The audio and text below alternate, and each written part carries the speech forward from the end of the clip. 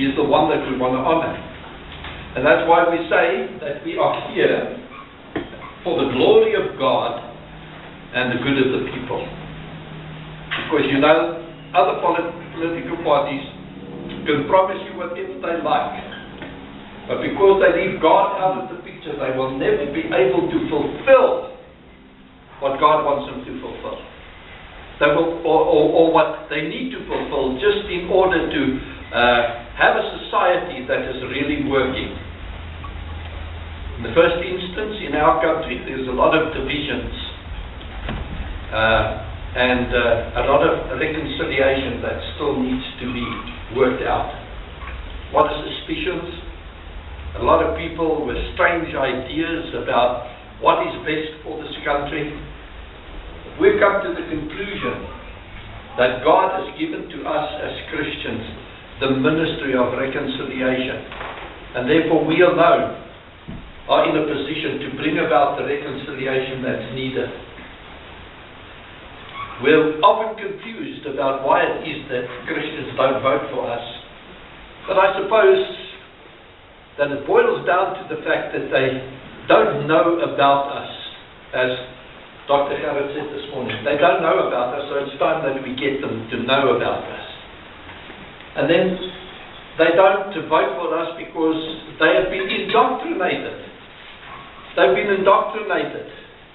I've got a little thing that I'm sending out, and I'm sending these out, so please, at one point we would like you to sign the register, and we'd like you to give us your email, and that we can send these things to you, because it's important that you receive them as well. But one of them that I sent out that I thought was very important was, and I hope I have it here now, after having spoken all those things.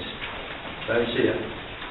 But in any case, in it I speak about, and it's been mentioned already here this morning, I speak about perception, lies, and deception.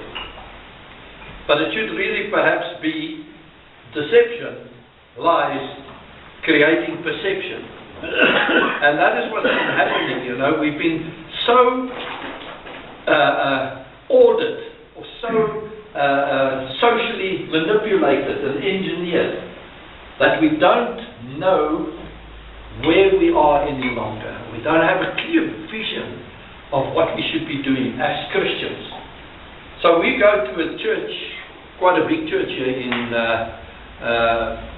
Pretoria, and we go and speak to the pastor, and we say to him, listen, tell us please why it is that Christians are not voting for Christian parties. Of course, we have ample ammunition, because in the last election, Christians lost out tremendously in the elections. They lost so much of their previous support that it's almost frightening. Now you say to yourself, why is it that Christians who used to vote for a Christian party are now no longer voting for a Christian party? They've now changed their vote, and we can see where that vote went. For the most part, that vote went to the DA. And so whatever gains the DA made, they made on the back of the smaller, mostly Christian parties. They didn't make a dent in the ANC. Not one single dent. Maybe a percentage, but I mean, please. And they gained a few percent in the last, and I'm talking now about the general election. The DA got 16.5% of the vote, and the ANC got 65% of the vote. So now you can see what sort of a boast it is that comes your way when they say that they are the only opposition, and that you should vote for them. 16% against 65% isn't really an opposition at all. No wonder we're finding our country sliding and sliding and sliding continually in the direction of socialism. Now you say, but the DA is not socialist. Well, I'll tell you what the DA are. They are social liberals. Now I've done a study on liberalism. And classical liberalism started off fine. They had certain very good ideas. Ideas that we, as a Christian party, even would incorporate into the way we want to go forward.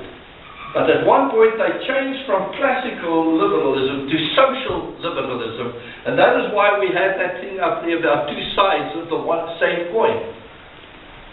You see, in the old days, when social liberalism became a fad, communism was at its height, and it was trying to gain more ground.